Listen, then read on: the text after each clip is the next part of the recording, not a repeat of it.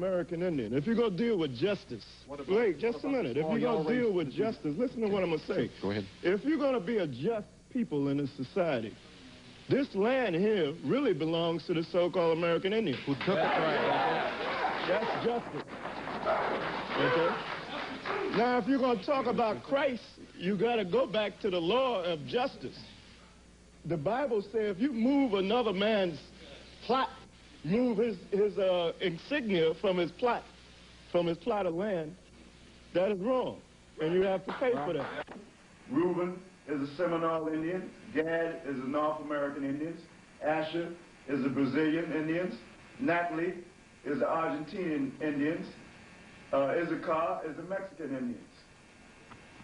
Those are the real tribes of Israel, according to the scriptures. Now, if the cameraman can come back to this, I'd like to focus on this. The real Jews are black, like this relief from the walls of the tombs of Egypt shows. See that? It clearly shows that they're black people. Now, the caption under this says, brick making by the Jews in Egypt. Now, this is in the back of a Bible. Through the Bible, they got pictures of Europeans, false pictures, like this picture here of Christ. That's a false image. Christ was not a so-called white man. Matter of fact, we're going to go and read some of the scriptures. All the children of Israel were so-called black people. Jeremiah 14:2 tell you that Judah was black unto the ground. I'm going to read that now. Jeremiah, the 14th chapter and the 2nd verse says this. Judah mourneth, and the gates thereof languish. They are black unto the ground. So that's telling you that the tribe of Judah is the color of the earth. If you dig up the earth, it's different shades of brown. Now I'm going to go to the book of Amos, and we're going to find out the color of the whole nation of Israel. Amos, the 9th chapter and the 7th verse says this. Bear with me a minute. Are you not as the children of the Ethiopians unto me, O children of Israel? So what is that saying? That's saying that the Israelites look like the Ethiopians. Now, I want to go and get the color of Christ, because the color of Christ is in there. Also, Christ's birthday is in the Bible. So I'm going to the book of Revelation, and we're going to see what color Jesus Christ is. This is Revelations.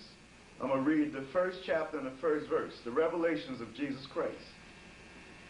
Now I'm going to jump down to the 13th verse and read down to the 15th.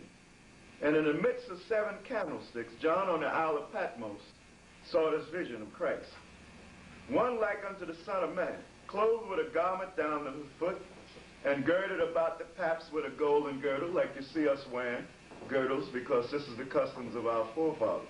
That's the reason why we wear girdles and armbands in the Eastern garments, because it's a custom of our forefathers. Now the 14th verse, his head and his hairs were white like wool. He had woolly hair, not like the image they show you, as white as snow, and he was fully gray. And his eyes were as a flame of fire. His eyes was red because he was a wine drinker. Like it alluded to him in the book of Genesis, the 49th chapter, it says his eyes would be red with wine. And his feet, in the 15th verse, like unto fine brass, as if they burnt in a furnace. So he was a very dark, brown-skinned man. Brass is brown, and if you burn it, it's very dark, meaning he's a very dark-skinned man.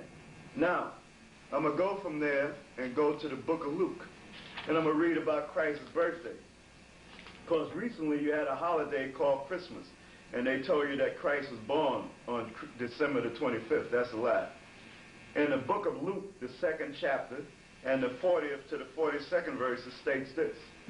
And the child grew and waxed strong in spirit, filled with wisdom, and the grace of the power was upon him. Now his parents went to Jerusalem every year at the feast of Passover. Passover come in the springtime.